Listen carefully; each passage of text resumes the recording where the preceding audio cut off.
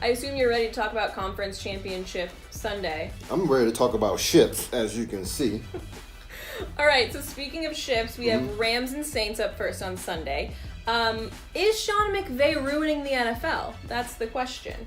No, I feel like NFL GMs are just getting lazy as hell. That's what the issue is, because you have to admit, like, Sean McVay is a prodigy. He's like Doogie Howser in his prime.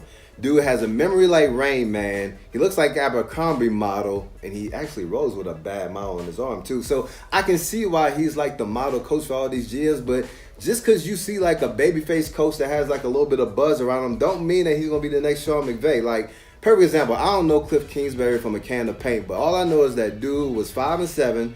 His offense was ranked 28th in the FBS.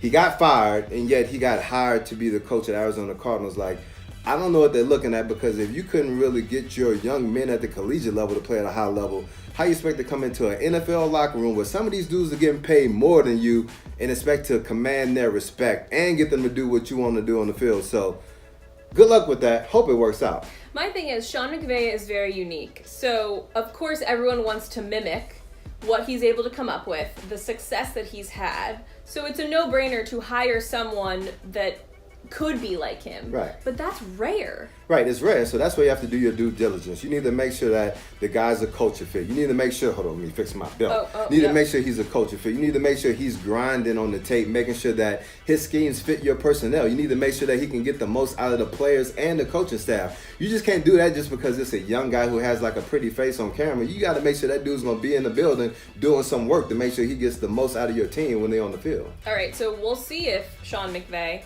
can beat the Saints on Sunday. Now, if you remember, the Saints beat the Rams back in November, 45-35. Yeah, so and they're going to be crunk in the Superdome, too. It's going to be a good one. Yeah. Can I get one of those? Nah. Oh.